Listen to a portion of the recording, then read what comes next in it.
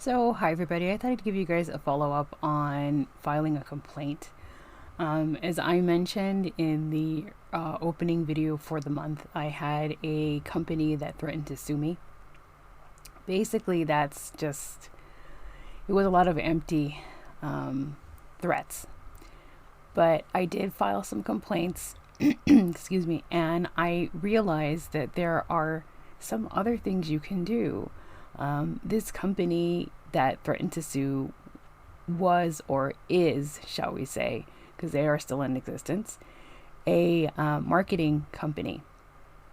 And again, I'll get more into that once I'm able to share everything that I've collected and find out more about the company. But basically, what they did or they do is they're one of those companies that claims you pay them a certain amount and they'll market you on Instagram, they'll verify you, stuff like that. Well, this website is very similar to the one that I keep talking about, that Super B Media, which is no longer in existence. And again, I'll add a link to that website so you guys can kind of see what the site looked like. They're no longer in existence, they've been shut down.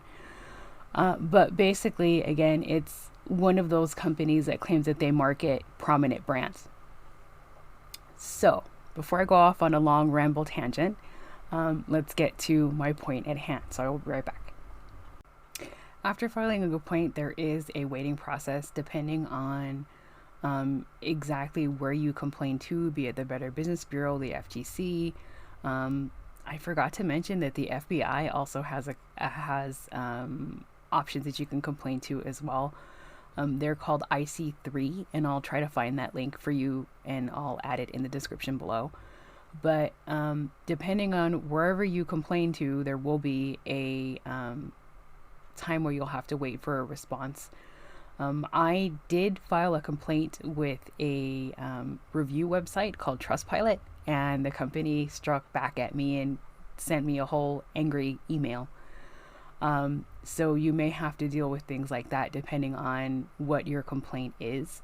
But I would say just keep all of that stuff that you've documented, especially if you have companies email you like I did. I would say hang on to all those emails just in case the company really does file a lawsuit against you. Or if they try to threaten or say that you defame them or anything else. That way you can have things on hand for stuff like that. So let me give you some more advice. So another thing you can do is you can reach out to brands. What I mean by that is again, I'm referring to like if you're dealing with possibly a marketing website, something like that, like what I was dealing with.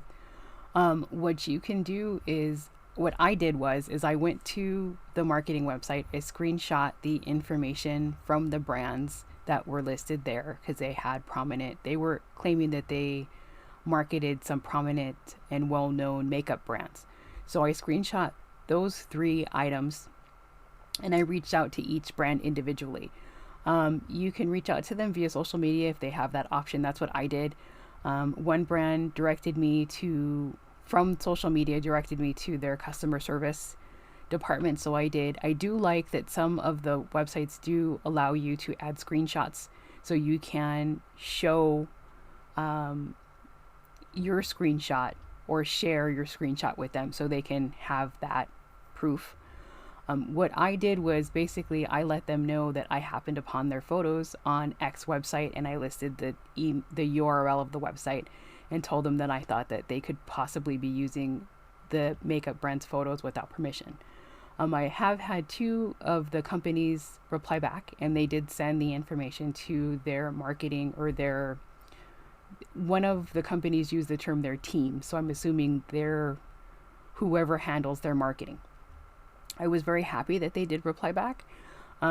That is also another way to verify if companies do work with them. I don't know if I will have any further follow-ups, but at least I feel like I did my part to help a company or help avoid a company being misrepresented, shall we say, in that term. Because I think we all know that most large companies, either makeup brand, clothing brand, what have you, probably doesn't need to use a marketing company to gain followers. I can see that they would, but I imagine it would be more in terms of their email list and sending out things from their website, not from a third party source. And I think you just seem like the right thing to do for me. So I'll share my final thoughts in just a second. So I hope some of these tips were helpful. I know filing a complaint for most people is usually the last resort of, or the least thing you'd like to do.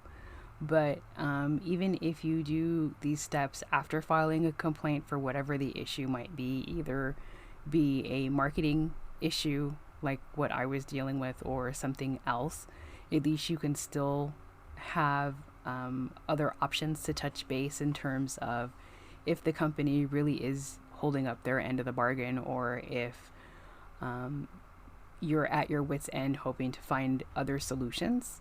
So again, I hope this was helpful. And next week, I was going to do a video about scams. So stay tuned for that one. See you later. Bye.